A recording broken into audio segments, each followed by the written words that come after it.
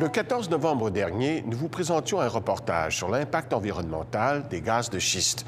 Dans ce reportage, nous opposions à tort les propos de la géologue Marianne Molgat de la Société d'énergie Talisman aux résultats d'une analyse d'eau de cette entreprise.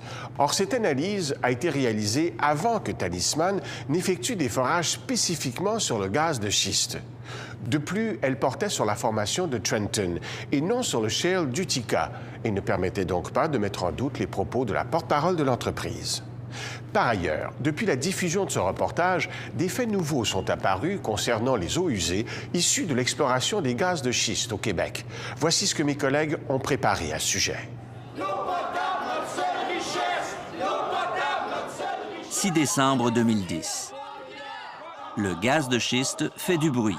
Nous exigeons de nos élus qu'ils s'arrêtent. Asseyez-vous, s'il vous plaît. Merci. Merci, M. Roux. Merci. Le maire vient d'annoncer que sa ville traitera 16 000 m3 d'eau usée provenant de la Société d'énergie Talisman. Les citoyens protestent. Le maire défend sa position. Quand on parle de l'eau provenant de l'exploration du gaz de schiste, c'est de l'eau qui est moins dure à traiter que l'eau que nous produisons comme citoyens.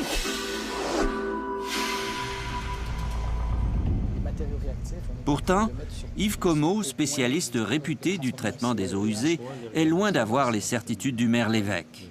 Il n'est pas prêt à recommander qu'on traite ces eaux dans toutes les stations d'épuration. Prendre une station d'une certaine capacité qui soit capable de traiter une petite partie de ces effluents parce qu'on a un besoin de dilution pour des composés comme des sels. Si on a des chlorures, par exemple, du sodium qui sont en concentration souvent élevée dans les eaux de forage, il faut pouvoir, par dilution, les traiter. Sur ce point, la station de Trois-Rivières se qualifie. Elle a une forte capacité de traitement. Ces grands étangs aérés grouillent de bactéries qui dégradent la matière organique.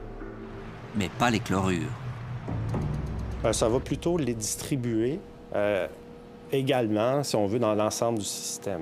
À la sortie du système, quand on mesure les chlorures, on redevient absolument dans des concentrations là, naturelles, que je dirais. Là. On parle de 130, 125 mg par litre. Encore faut-il que les eaux usées qui arrivent à la station présentent des concentrations en chlorure qui ne soient pas trop élevées. Mais dans cette industrie, les concentrations se comptent souvent en milliers de milligrammes par litre, ce qui est déjà beaucoup. Et de plus, elles sont très variables.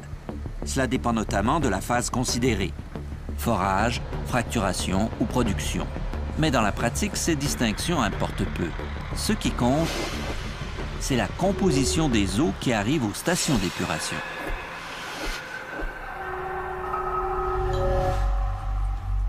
Là-dessus, l'expérience de la station de Drummondville n'est pas rassurante.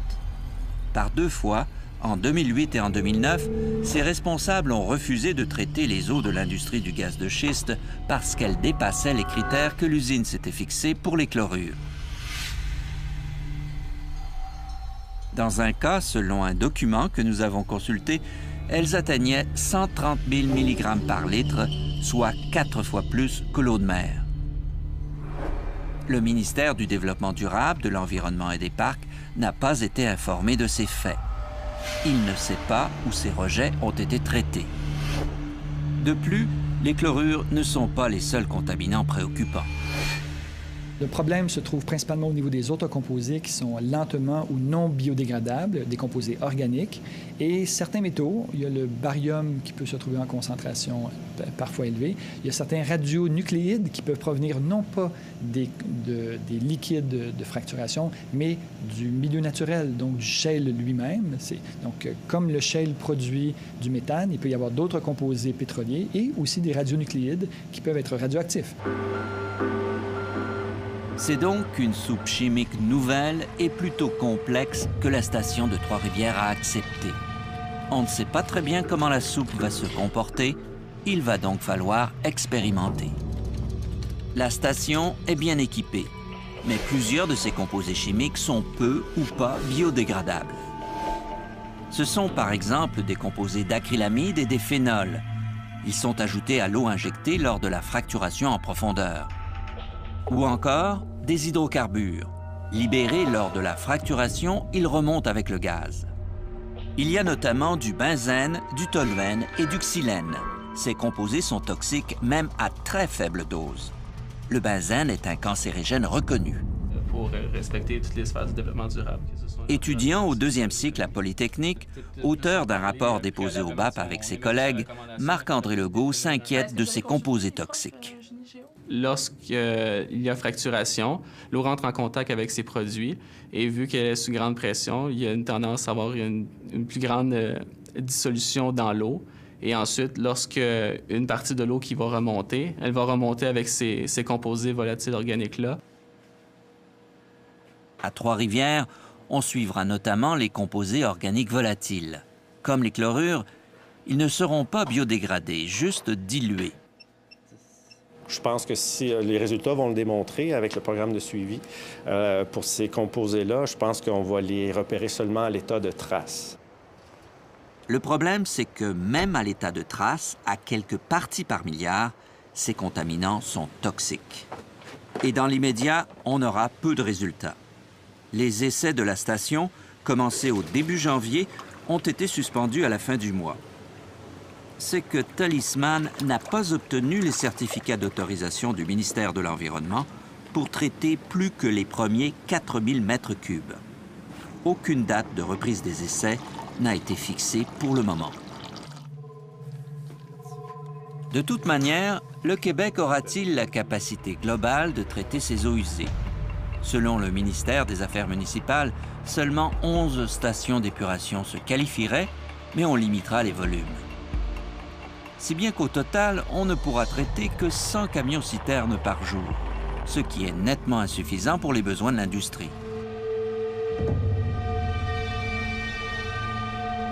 Sur ce plan, l'exemple de la Pennsylvanie porte à réfléchir. Là-bas, à la faveur d'un développement rapide, les stations d'épuration ont été prises d'assaut par les camions de l'industrie du gaz de schiste. On a traité et rejeté allègrement dans les rivières. Mais bientôt, de sérieux problèmes sont apparus. Les eaux de la rivière Monongahela, au sud de Pittsburgh, se sont chargées de chlorure et de résidus chimiques caractéristiques de l'industrie du gaz de schiste. Au point où les usines d'eau potable ont dû arrêter de puiser l'eau de la rivière, trop toxique. Bien que la Pennsylvanie ait beaucoup d'eau, nous n'en avons pas assez pour diluer toute cette pollution. Il faut donc que l'industrie réutilise ces eaux ou les traite davantage. Notre capacité de dilution est trop limitée. Aujourd'hui, la Pennsylvanie a interdit tout traitement des eaux usées du gaz de schiste dans les stations d'épuration municipales. De son côté, l'industrie s'est vite adaptée. Elle a construit des usines spécifiquement pour traiter ces rejets liquides. Au Québec comme ailleurs, le traitement de ces eaux usées en station municipale d'épuration apparaît donc comme étant au mieux une solution limitée et temporaire.